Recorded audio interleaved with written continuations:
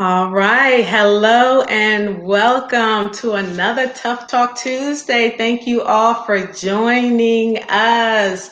I have a special guest with me. We're going to be talking about some great topics tonight. So welcome, welcome, welcome. Y'all know how we do. When y'all come in, we want you to let us know where you are tuning in from. So let us know where you're tuning in from.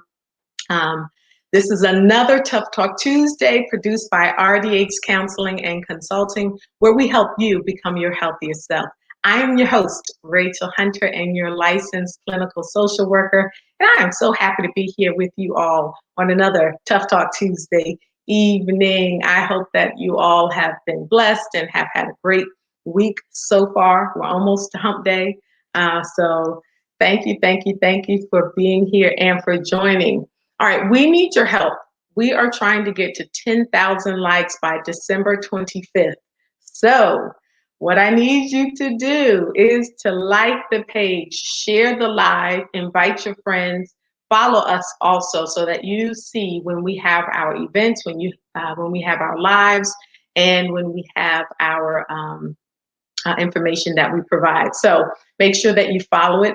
For those of you all who are tuning in and watching us from a watch party, hello, welcome. We want to see your comments. We want to see your questions. So make sure that you are posting on the left side, which is the live side, so that we can see your comments. So thank you all for tuning in. Hello, Akia. I want to make sure I'm saying that right. From Morgantown. Hey, welcome, welcome, a fellow MSW.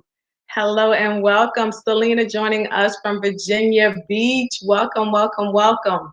All right, so Tough Talk Tuesdays, we talk about the tough conversations that impact us, that are impacting our community.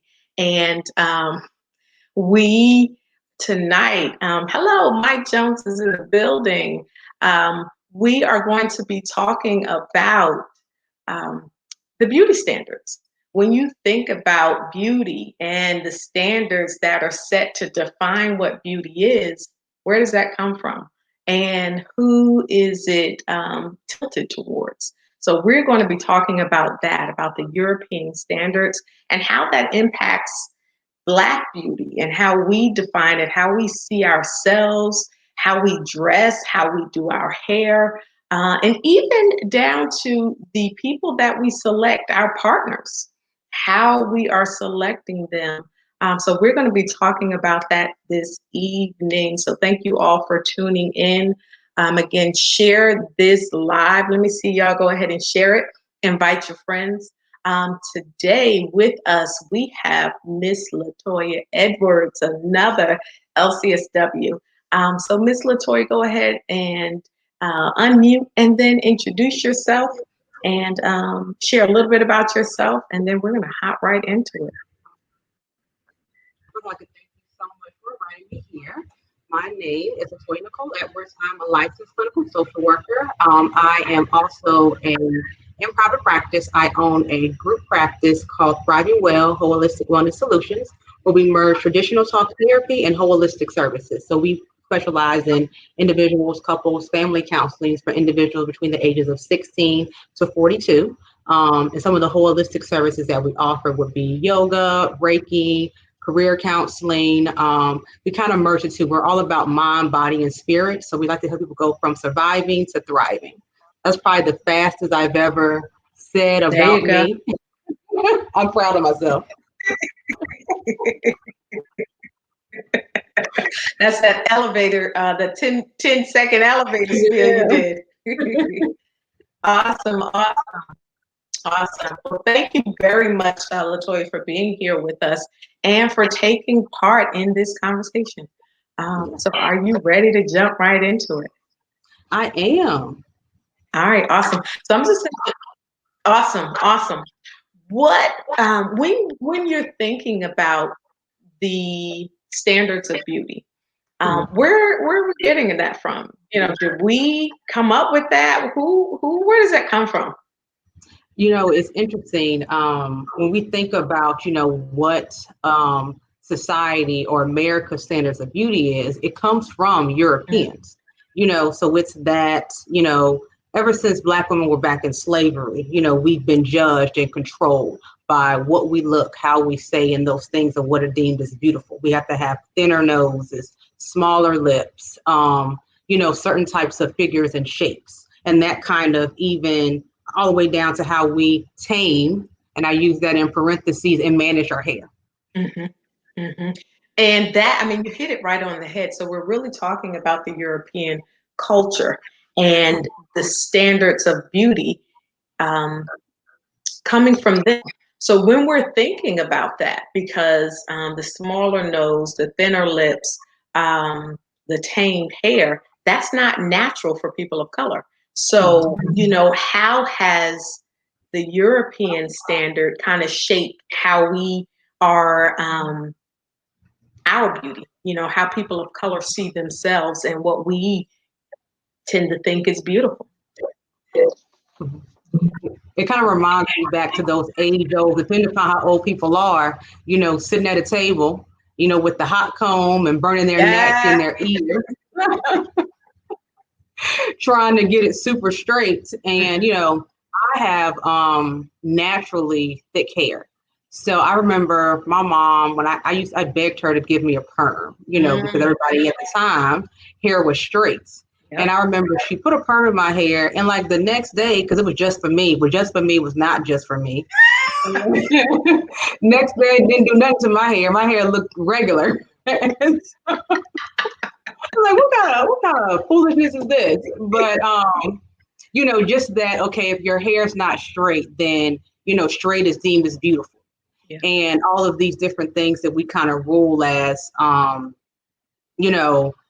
hair is nappy and it's our rags, when in actuality it's not. So Yeah. those are some things that I feel like is constantly in our heads. I remember when I was thinking about some of the things I knew I was going to be doing this discussion. I kind of went through the stores, Hmm. with my mask on, of course, and I was just kind of looking through the magazines, the covers to see, what was on the cover. And a lot of them, are European women, straight hair, very thin, Yeah. or they look like ants.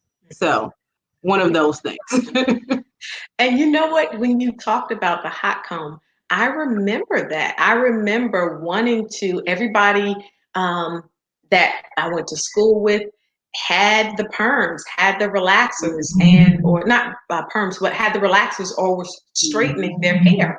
And it wasn't, and even as an adult, I just in the last maybe 3 years, actually, it's been about 6 years that I've been natural. Okay. But in the last year, 2 years, have actually worn it not blown out, where it's just all the coils, just the curls. And a lot of that does have to do with what is presented in the media, what you see as this is the way to do your hair, this is what looks nice. So yeah, it definitely does impact how we engage in our beauty regimen, how we get our Mhm. hair done. So yeah, that is definitely a good point that you bring out. So we have Abigail. Hello, Abigail, tuning in from Norfolk. We have Robin tuning in from Suffolk. Welcome, welcome. We are talking about the European standards of beauty and how it's impacted people of color, how we are looking at ourselves, how we're defining our beauty. And one of the things you mentioned was the magazine cover. Talk a little bit about what, like even in the music videos, and I was having this conversation the other day when looking at the models, the African American or the models of color, what their hair looks like, what they're portrayed as, and even the color of the skin. Mhm. Talk a little bit about that. I know that's not one of the questions, but it just kind of got my Oh, no, brain no, going. no. This is it's funny because my undergrad degree, well, one of my undergrad degrees was in African Studies. So I want to say one of my senior thesis we did talked about European standards of beauty. I never told you that, but Wow. it just kind of worked out. But we talked about that, and one of the interesting things was that we look at like video vixens too. There's Yes. like there's two swords to it. You know, they'll typically put like African Americans or women of color in these leopard or cheetah prints because it's another way to objectify us, to see us as animals. Yep. And so typically for these video vixens, you know, they are typically either have straight hair or they have super curly hair like Tia and Tamara. So we, as little girls, sometimes back in the day, we had kind of like a morph sense of reality of what we thought our hair would look like. At least I know when I first went natural and I cut my hair, I said, I'm gonna look, my hair gonna look like Tia and Tamara or Jones from Girlfriends. Yeah. And I'm like, it didn't. And I was okay. It took me a while to get used to that. But again, it was all of these things, and I had to have that internal dialogue of, well, what is wrong with, or why am I thinking my hair is ugly or this and that? It's because people were telling us that it wasn't. But if we go back in our history, we've always been able to embrace who we are. We look at these different cultures. And so now within the last 5 or 6 years, now you're seeing news anchors and things of that nature embracing their hair, having 2-strand twists and bantu knots. But 15 years ago, that wasn't the norm. You know, you couldn't open up a magazine and see that many people that look like us. So now a lot of things are coming forward. We still have a long way to go, but it's definitely making progress. Mm-hmm. And you hit it on the head. And even this, and I'm going to jump around just a little bit in the comments based on the flow of the conversation. But when you talk about women that are on TV and newscasters, news anchors, and they are having more of the natural style, let's talk a little bit about that. How that is perceived, how that's accepted, especially in the workplace.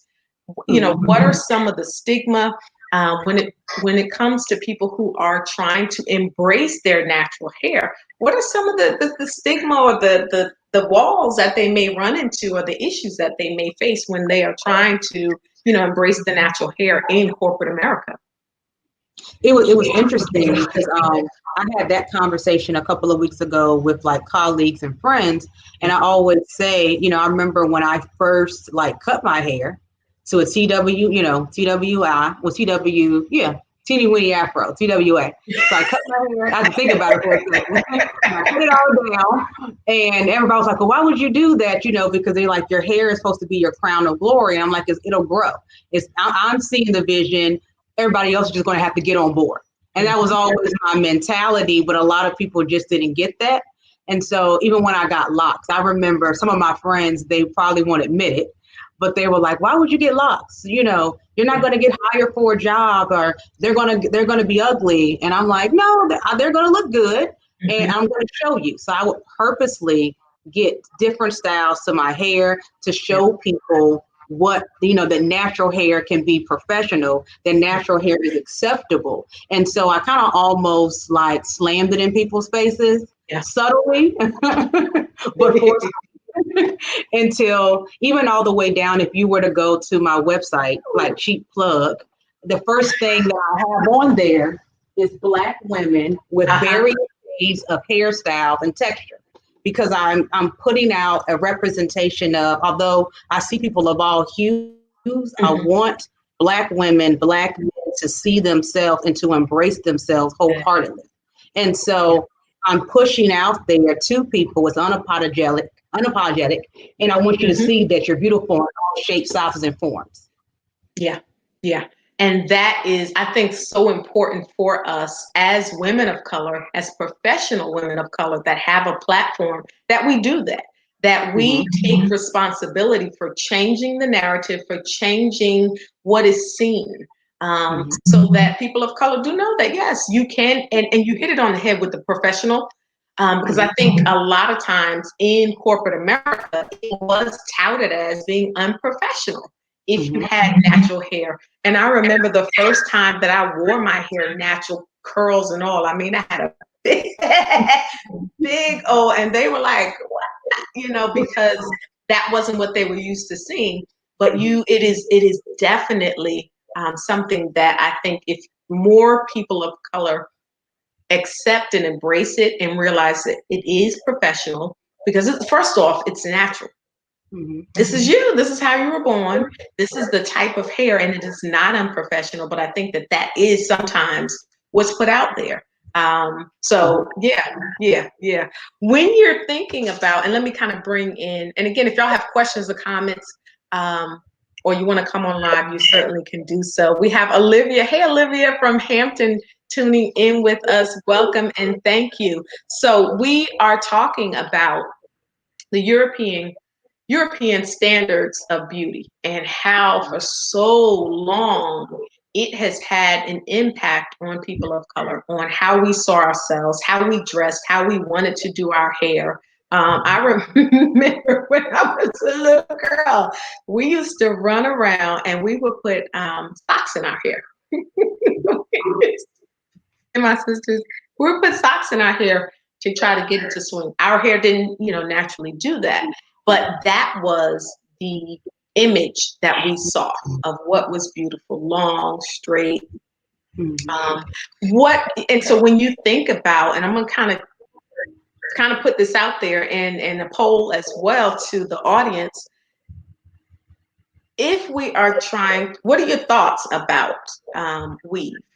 How does that kind of connect? Does it connect with us trying to embrace more European and not who we naturally are? Or does it not necessarily mean that? Is that a protective style? Or, what are your thoughts about that? Are you asking me or you asking the audience, or we're doing both? We're going to do both. I'm going to put it out there to the audience as well. And So Lucretia, hey Lucretia, tell us where you're joining in from. Lucretia said, we are unique by nature. Yes, ma'am, we are. Very much so. And it is important to note that people of color, because we are so unique, there's such a wide range of how we look, how our hair is. So we can do a lot. Lucretia's joining us from Portsmouth. P-Town is in the house. So when y'all think about, and this is a poll, I'm going to kind of put this out to the audience. What are y'all thoughts on if a lot of so tonight we're talking about how the beauty standards have been, how our people of color beauty standards have been impacted by European standards. I'm going to ask you, Nicole, to talk a little bit more about how that has impacted our esteem. Because by nature, we're not born, all of us, with the image, with the characteristics that, white culture has. And so how has that impacted us? And then in the audience, I'm going to ask them a poll question about the weave. So how do you think, that image has impacted our esteem, how we view ourselves, and even some of the practices that people of color have engaged in to try to look like some of the European countries? I believe it's our esteem, but it also depends on how an individual is raised. A lot of times I feel that, yes, in the media and things of that nature, I don't know, like for me, I think when I was growing up, it was a mixture of both. We'll see people that, we'll see the majority, and we are, obviously we're seeing, okay, if this is what the majority is putting out, then this is what I'm hoping or desiring to look like. However, my mom always purposely tried to find at least one black doll or Barbie doll or something that looked like me. And that's something that I always encourage. I think and I'm being more purposeful now that even when I go to like baby showers and things of that nature, I will purposely find African-American books. I'll find African-American dolls, things so that way a child has a representation of like who they are too. Yeah. And I believe that by telling and instilling in our children too and finding out more about our history, that'll also allow us to embrace more about ourselves. And I think that's even where the holistic component came for me, because a lot of the things that I incorporate, they were already in our culture, but they were so whitewashed. We've been so far removed from it. Yeah. And so it allows me to allow people to get back to their roots, to embrace and enjoy themselves for who they are. Yeah. Love comes back to them. So, I always tell everybody, we're all uniquely designed individuals and nobody can be us. And the cool thing about, Black people, whether it be Black girl magic, Black boy magic, I say even our hair is powerful. We're the only creatures in our design that can have our hair stay still, have our hair wave, lace our hair up, have it short today, long tomorrow, and it'll still look good. So that's something that I can say that I love about us, and that's something that I tell people to embrace about us.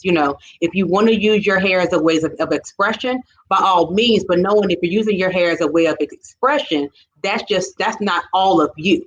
That's a part of you, but your hair is not you. Gotcha. I think that's a really good point. I'm going to pull in some of the comments. So we have Sheldon here joining us from Virginia Beach. Welcome, Sheldon. So Selena says, growing up, she was always told that she wasn't Black because her hair was good. And I want us to talk about that good hair, bad hair stigma and thing that we've heard. So almost like, what do you mix with? Because, you don't have Black folks' hair. What does that even mean? How has that impacted us? And have you, is this common? Yeah, no, it's funny too, because even with me, like my hair literally touches the top of like my butt. And so when people look at me, they assume, oh, either I have weave, they think I have micro braids, or they just can't fathom that Black women hair can grow. Or they automatically assume that I'm mixed with something. I mean, I am Jamaican, but they're like, oh, you can't just be all Black, And I'm like, there's lots of Black people who have long hair. There's lots of Black people who have healthy hair, so changing that. So once that's why I liked when, I want to say around like 08, 09 was really when the natural hair crave kind of started skyrocketing. Yeah. So that was showing people how to do their hair. So typically people will either put relaxers in their hair because people didn't know how to do it. Yes. All we could do was straighten and wrap it. And I wasn't good at either. I wasn't good at straightening and wrapping. So I said, I got to figure something out. And so what I was telling people was, okay, well, that kind of led you down like this new love because it was like a new adventure. Oh, I'm going to try these new products. And then you can literally see somebody down the street and they'll see, have a whole conversation with you just because they see your natural hair. And so, but that narrative though of, oh, she must be mixed with something. Again, that came back to, that European telling us that we weren't good enough. And I always tell everybody, it doesn't matter if you have A strand, B strand, C strand, all your hair is good. It's about finding what product works for you, going from there. So everybody has something. And people just like a puff. That's fine. Lift it back, put it into a puff, and you're good to go. Yep, that is exactly right. I'm going to bring in a couple more comments. Natasha said, hey, and welcome, Natasha. Natasha said, I think different people have different reasons for wearing weaves, not all self-hatred. And that answers the poll question, which is wearing weave a form of self-hatred? So Natasha's saying, hey, no, I don't necessarily think so. We can do different things. We are not our hair. And that's a great point that you brought out. Mike Jones said, 4 to 6 hours in a salon putting in a weave. Do we really hate ourselves that much? Something to think about. What are your thoughts about, let me pull up a few more comments and then I kind of want you to kind of speak on some of the comments. Alicia says, Selena, so responding to Selena, our hair comes in so many different textures. Whoever said this to you did not understand our hair. And I think that is exactly what you were saying as well, that it is definitely, we are versatile. We have, and we're born differently. Our hair is so different. It is interesting though, that a lot of people of color are mixed. So you got to think about it, right? When we were brought over here, there was rape that happened. And we were mixed with so many different cultures as well. So I think a lot of us have Native American as well, or white people in our family. So, I mean, it could be a combination of things, but I think it is important to note that. African American hair is good enough. It is not good hair, bad hair. It is your hair. It is the hair that God gave you. Olivia said, I think Black women wearing weave is more of a trend in media by celebrities, especially with the different colors. I'm not too sure, but wigs and weaves might have a deeper history in Black culture. That's a good question. A good point, Olivia. I was doing some research the other day and we were looking at the Egyptian culture, and it talked about some of the hair pieces that they had. Now, we don't know, I didn't go too deep into it to find out what was that hair made out of, but it did talk about that. What are your thoughts so far, Latoya, on some of the comments that are being made? I think, I mean, I agree with everything. And then it reminds me when she talked about the wigs, on like the history of wigs, but it reminds me though, when we look at wigs back then from the 20s and 30s, they were all, they weren't designed with like African Americans in mind. They were like bone straight flips. Yeah. So it also characterized like European too. Yeah. Yeah. I wish I could remember the ad, but it was an old ad that they had, and it was just like, you know, they almost tried to characterize by having straight hair, you would have like a perfect household. It was like in like a The Good Housekeeping, I'm sure. Yeah, and I was just like, oh, okay, that's interesting. But then like, all of that is like another narrative, because it then leads to not only for the hair, which I might end up taking to a whole nother level, but then the bleaching. You know, people then going down too. And then people don't like to talk about it within our community, but certain cultures and certain areas, they have even on their IDs, you know, colors. You know, like, so that I found that to be interesting. I found that out like about Wait, 10. break that down a little bit more. What are you saying? Have like based off of it'll have like, I'm not saying it right, but you know, whatever, like for different dark skins too. So they used to treat individuals different. I was reading these in one of like my African American studies books, and I found that to be really interesting. It was also during like apartheid and stuff, so things may have definitely changed then, but they used to definitely have it on like IDs and stuff. And I just always found that very interesting. So I think that's when people were like, okay, well then let me then start doing these bleachings. But bleaching is like a whole nother thing too, again, to appear lighter, not realize that all these chemicals that we're putting on our head, on our faces, how it's also messing up other things within our bodies. So we're trying to look like these other people. And now look how society now has changed. When I say built like ants, because people are trying to look like us now, but they still want to keep the light skin. They want to take on our features, but they still want to take on being the majority. The interesting part about that as well is with the bleaching, I was reading a couple of years ago where they looked at cadavers of African Americans and they looked at the brain of those, and they were showing how there was so much damage done because of the chemicals of the relaxers. It was crazy. And I think that when I read that some years ago, that's when I was like, okay, maybe I can do away with the relaxers. The other thing that you hit on that I want us to talk a little bit more about is the color, even colorism in our community. I remember, and I'm dark skinned, being told you are pretty to be dark skinned. Talk a little bit about how even the complexion, skin tone is connected to, you know, it is seen less or more beautiful, you know, based on some of these European standards. And that's something that, you know, somebody is the color they are, you know, so changing that narrative of, you know, what beautiful is, you know, like this individual, it's like, even back then it used to be, they're getting better now, but it used to be, they would only have just one Black person for everything.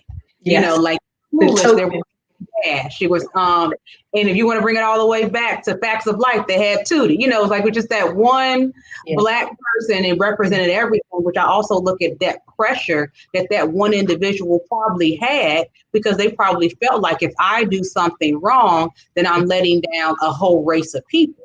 And so something that I tell people though is that all those things like affect us, but if I literally got off my train of thought. But rephrase the question again, and then I'll think we'll come about back to color. So colorism and how we, even the skin tone, we are asserting and connecting that with standards of beauty, European standards of beauty. Gotcha.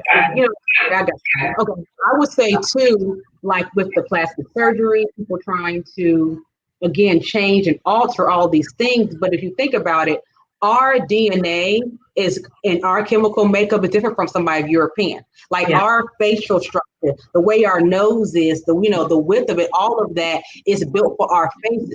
So although we might try to pinch our nose, because that seems to be the thing right now, pinching your nose and these things to look European, we notice that it doesn't always come across as attractive or as appealing as we thought it was, because our features are already for our face. Yes. So we aren't designed, like if I were to get a super thin nose or thin lips, it would make my face look completely distorted, because you got to look at my jawline, all these things in our face. So I always say again, it's that embracing and coming together as a community and saying again, you are beautiful, you are worthy, all these things are true.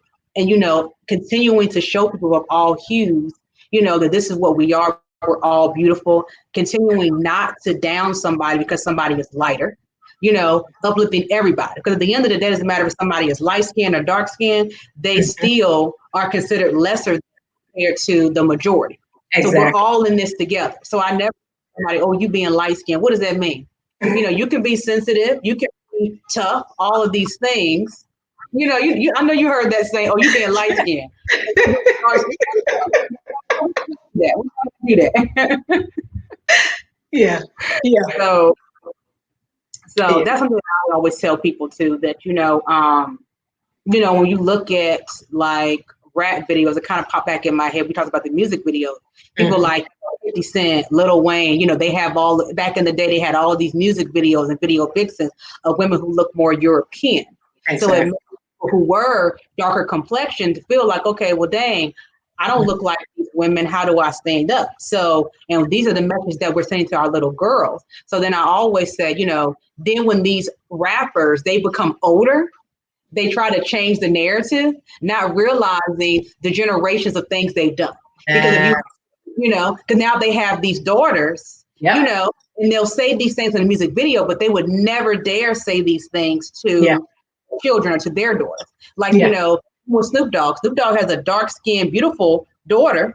He's never saying these things that he says in music videos. That he speaks nothing but positivity into his daughter, but on the media, he might say other things. So I always tell people that even when I'm working with my teams, I'm like, yeah, okay, well, this is what they're portraying, but let's look at this video. This is what they're saying about their daughter, or this is who they're showing.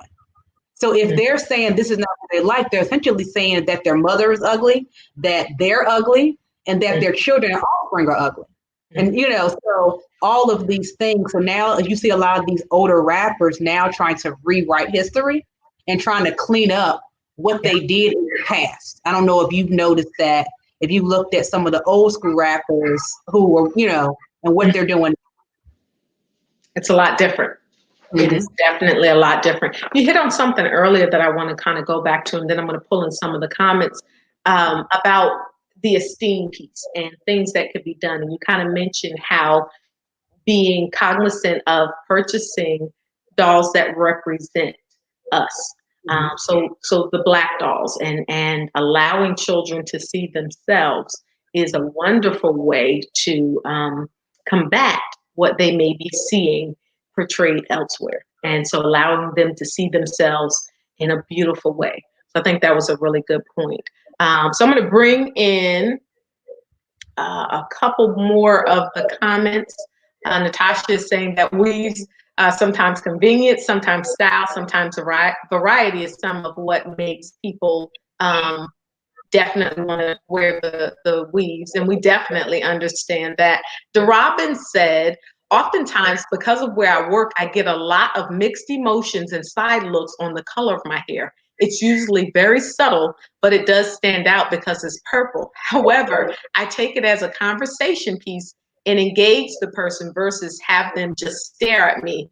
To me, my hair is just a creative outlet. Gotcha, gotcha, definitely.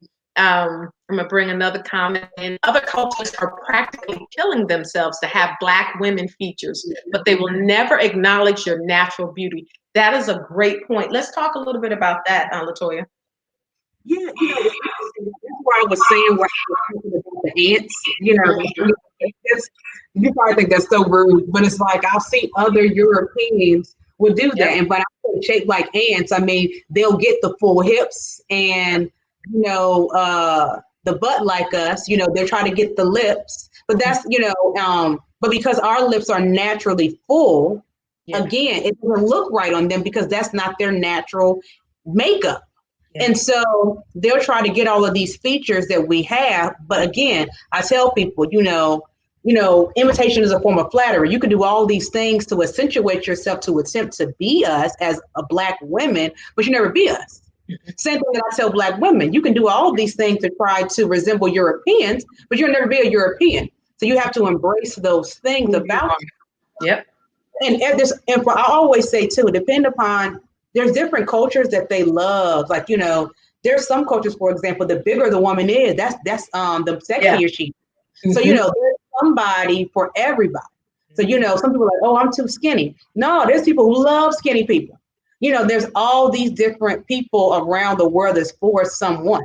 Yes. And as you get older, I know, when we're little kids may not get it, as you get older, all these things that you hate about yourself, people are going to love, but it's true. Like I said, full lips and what they used to call people, African booty scratchers, all these little things, I'm bringing it back,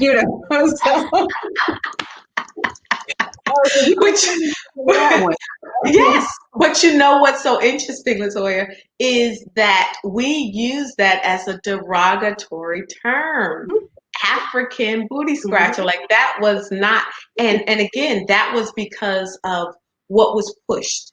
That Africa, Black was ugly and was derogatory, and so that is a perfect example of how not only just the European standard of beauty, but also the European standard for what was good, what was bad, was projected onto us, and to a certain extent, we accepted. And so I think our role, I'll speak for myself, I think my role as a person of color is to try to change that narrative, is to teach that self-love. And I think that's what I'm hearing you say as well. So yeah. I always tell people to speak light and speak into yourself what you want to hear and believe, even if you don't believe it at the time. I'm a big believer of like affirmation, looking in the mirror and saying those things to yourself. And I always say, even with my clients, I'll say, look in the mirror, make eye contact in the mirror, and you say these things. Because oftentimes when we get ready, each day, we may not look in the mirror and view ourselves. And so by sitting here looking at these, and saying anything, I think it was like one of my colleagues, Natasha, I went to a workshop she had over a year ago, and she had people like look in the mirror and say something positive, whatever we thought was a negative about ourselves, revert to a positive. So if they hated their lips, I love my lips because it allows me to speak life into others. I love my eyes because it allows me to see into the windows of other people. So you're speaking those things into existence, into yourself. I believe as well, when you begin to speak things into children at a young age and let them know, you are a king, you are a queen, you are a descendant of greatness. Don't let anybody dim your light. You continue to say that, and you would build them up so much that when somebody says something to them that is out of no, because my mother or my aunt or someone told me I was this. So whatever you tell me means nothing. Yep. Powerful. I'm going to bring in a couple more comments. Lucretia is talking about the Willie Lynch letters. Told other slaveholders how to treat the light-skinned slaves from the dark-skinned slaves, which has been embedded in our community. And I think even when you look back on the brown paper bag test that they used to do, some of those same ideas about beauty, what looks good, we're still combating that, even when we're talking about the bleaching. And I think it's in Jamaica and there's some other cultures where bleaching is a big thing going on. And so it's kind of getting shifted back, but definitely where our color, the light skin versus the dark skin, that has been something that, we've seen and heard that has happened in our culture that isn't so healthy. Akia said, complexion and skin tone is how Europeans were able to divide and conquer within our community. What are your thoughts on that? I agree. Even I can't remember what the young lady before her name was, but about the Willie Lynch too. Because again, you notice we're the only race of people who pin ourselves against each other. And if you go back to slavery, if you continue, it's a mindset. If you change a person's mindset, you'll change them forever. And if you convince somebody else, I'm better than you because of this, and then they're continuing to go back and forth, how can they then come together? So there is power in numbers. I always tell somebody, yeah, you can make 1 million by yourself, but it feels real good making 200 million together. As you reach back. And I feel that like we as a community, instead of looking at the next person of color as a competition to us, see them as a village. Hey, how can I learn from this person? How can I add to them? Like I tell people, like we all are in this together. We're not against each other. And I think that's what makes it, if you look at, you don't see other Europeans saying negative things about other Europeans. Mm-hmm. You don't see the Jewish population talk about other Jews. Mm-hmm. And that's a good point too, that what Noelle said too about the dark girls, which is a really good documentary. I've seen both that one and Light Girls, as to kind of hear both perspectives. Yeah. And it is true. There's a book that I got from there from looking at that documentary. But that's what I tell people, like stop focusing on comparing ourselves and saying how the other one is better. Because again, that's the whole thing within the Willie Lynch is talking about mind manipulation. Manipulate somebody's mind to have control. Mm-hmm. Yeah. And I think one of the other points that you made is really the role that individuals have in changing the narrative that the younger generation is hearing about themselves, how they're looking at themselves. Selena said, I'm not a big makeup, weave, or wig type of female, which in society makes me basic, not beautiful or sexy. What about that? Because when we look at MTV, BET, and the different media outlets, you do see women, makeup, the weave, the cosmetic surgeries and things of that nature. What message can that send to people? India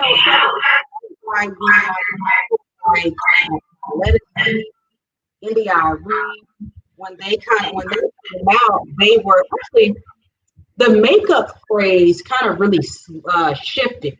I would say around like the 2000s, because you really go back and look at like early like 90s and stuff like that. They were more like natural beauties. They didn't really have like the implants and all of that stuff, but they were very minimal with the makeup. And then over time, that's when you start seeing people load up makeup. But that's like, that comes to a whole nother thing too when we start getting into like the makeup. I'm not even and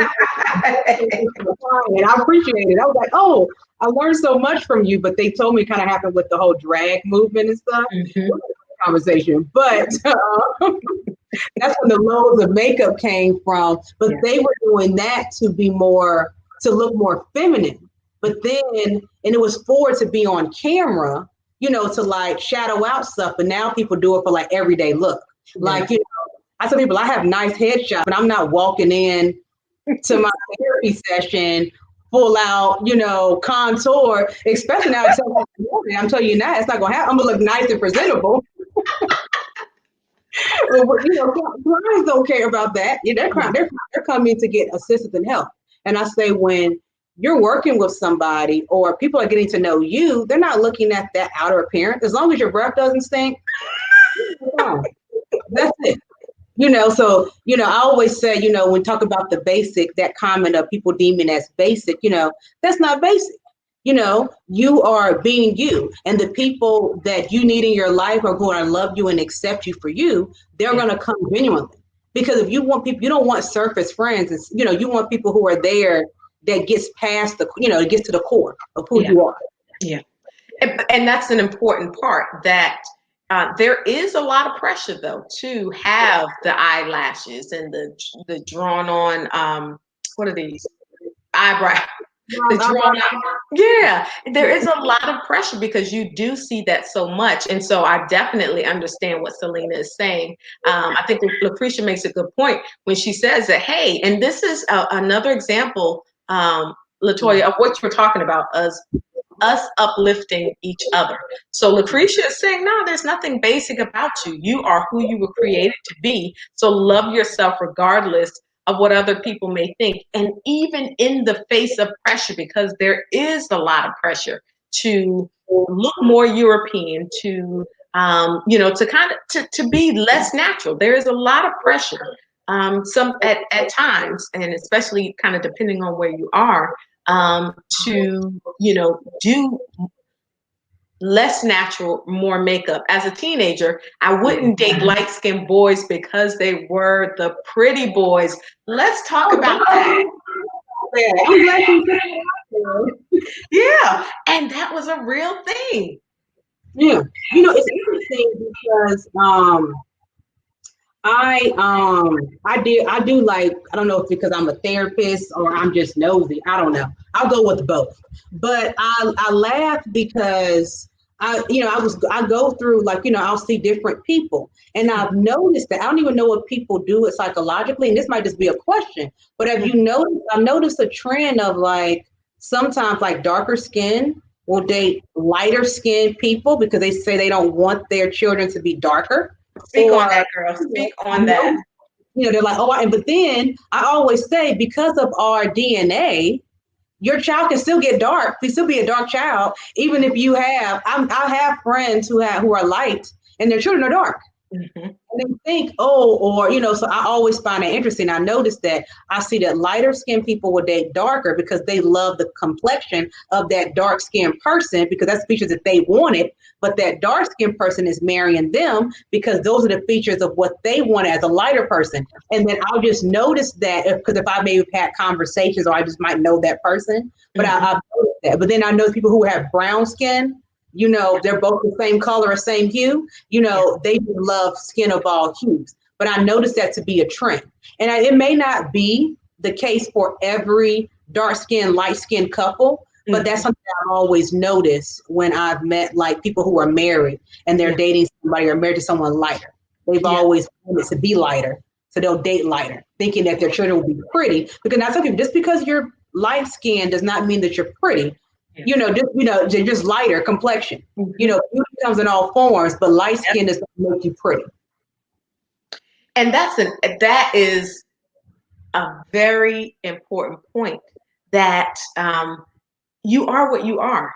Lighter, darker doesn't mean it, but that was definitely a big thing. I remember where people would talk about, oh, you don't want to have, you don't want to marry someone that's that color, or date people dating lighter, so that the child would be lighter, and that was the preferred color. So yeah, that was a real thing. And also the pretty boy thing. So there was that stigma that if you were lighter now, and I remember where light skin was in, like light skinned men were the thing.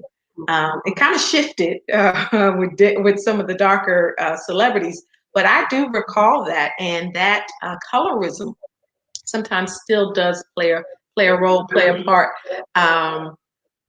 I'm gonna pull in a couple more comments. Natasha said yes for the fresh breath.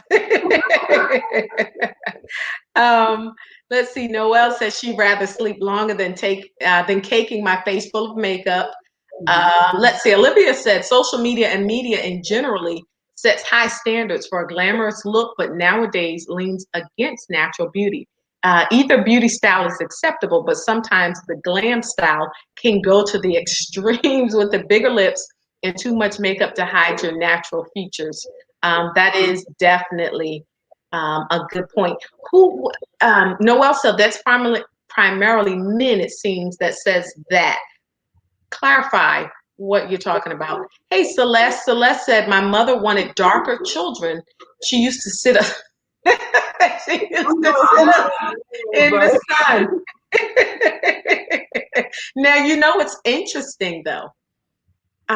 Growing up, dark skin, we did not want to get darker. We did not want to be outside in the sun. And so definitely learning to love your skin, love yourself. Abigail said, talk about the skin disparities or preferences in sororities. We mentioned that a little bit earlier about the paper bag. And I think I'm going to say it was the AKAs that did that. Where am I getting that right? Because that was AKAs. I just want to clarify. I will, I always say at the end of the day, we're all like sorors in the sisterhood. I'm a Delta, but yes, that was a part of, but they weren't the only sorority that was doing that. So I can't even blame it. But since then, over time, things have evolved because I have colleagues who are dark skinned AKAs, but in the beginning, that was the narrative though, too, because at the time that was what was deemed to be, standards of beauty, that's, all of these different things. So that was something that was going on then, but then also too, that's all right. So some other things too, I always tell people is when it comes to like different, the standards of beauty and what people deem to be acceptable, but she said, if you're dark skinned and they dated, like, okay, I think Noelle was responding to the comment. That is true. I always say sometimes women don't dress for men, they dress for other women.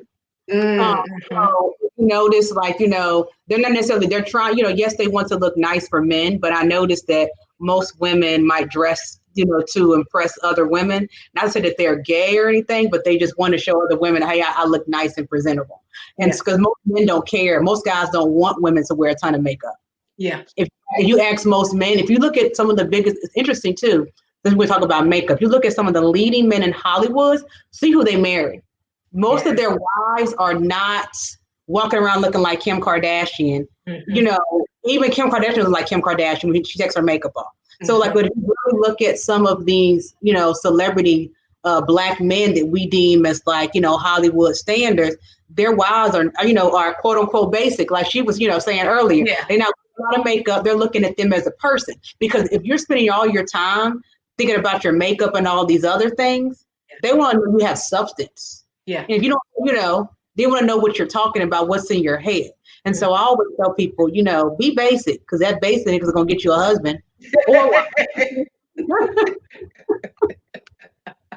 I think the other part too is that some of what we're seeing with the makeup, I watched a couple of those tutorials and was amazed to see the person, how they look without makeup. I saw this dark skinned woman, and by the time she finished, she looked like 6 shades lighter. And so sometimes that, that European standard of beauty does influence even in the makeup, the type of makeup, the color of the makeup, and the use of makeup.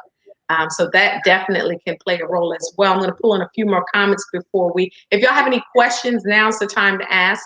Akaya said, also, even in higher education, more light-skinned people were deemed acceptable for higher education, which played into the disparities of skin color in society. Noelle said, what about when you get on?